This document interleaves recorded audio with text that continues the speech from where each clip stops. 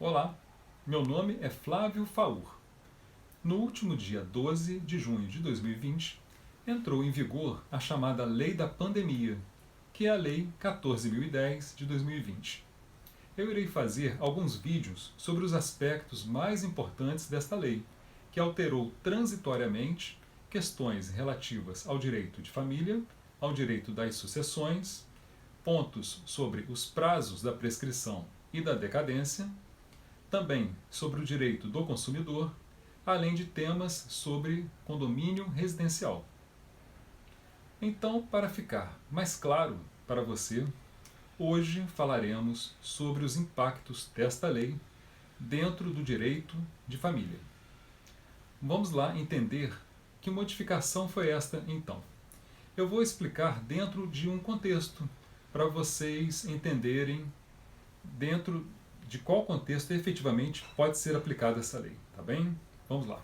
Quando houver a falta de pagamento da pensão alimentícia, a mãe, representando seu filho menor ou incapaz, ingressa com ação de alimentos contra o pai deste menor, ou vice-versa.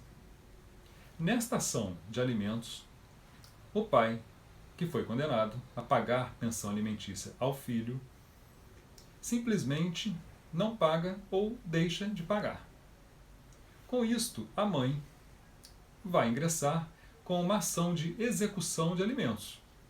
Neste caso é que entra a questão desta lei, porque caso o devedor deixe de pagar as 3 últimas prestações anteriores ao ajuizamento dessa ação de execução de alimentos, além das prestações que vencerem ao longo deste processo de execução, poderá gerar a prisão civil daquele que não cumpriu a condenação em pagar a pensão alimentícia e deverá ficar no regime fechado. Porém, com esta lei da pandemia, mesmo que o devedor de alimentos seja condenado à prisão civil por não ter pago a pensão alimentícia, estará proibida a sua prisão em regime fechado, devendo o devedor de alimentos cumprir em regime domiciliar.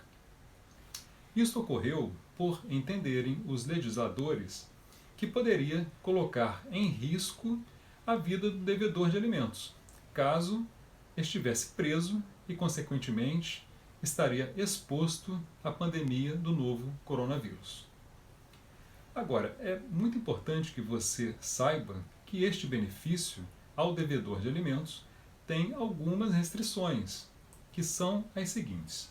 Primeiro, ele se aplica somente até o dia 30 de outubro de 2020, ou seja, se o devedor de alimentos ficar inadimplente após esta data, poderá então ser preso diretamente e no regime fechado. E segundo, este benefício da prisão domiciliar não é absoluto, pois se o devedor de alimentos descumprir a ordem de ficar em casa e, por exemplo, sair para passear ou mesmo for ao supermercado, e o credor de alimentos, por exemplo, a mãe do menor, que ingressou com ação de execução de alimentos, comprovar ao juiz que o devedor de alimentos descumpriu o regime domiciliar de cumprimento de prisão, apresentando provas através de fotografias, filmagens, postagens nas redes sociais, poderá então o juiz determinar que o devedor de alimentos retorne ao regime prisional fechado. É importante lembrar que o fato do devedor estar preso, seja no regime domiciliar, seja no regime fechado, o obriga a pagar as prestações alimentícias mensais, sob pena de ser decretada nova condenação de prisão por falta de pagamento de pensão alimentícia. No próximo encontro, falaremos sobre as modificações que a lei da pandemia trouxe dentro do direito das sucessões. Você irá saber quais são as novas regras e os novos prazos para se abrir e para se finalizar um inventário, seja ele judicial ou extrajudicial, aquele aberto em cartório. Agora eu convido vocês a enviarem para mim sugestões de temas que queiram que eu traga para podermos conversar aqui e, quem sabe, a sua dúvida não se transforma em um vídeo.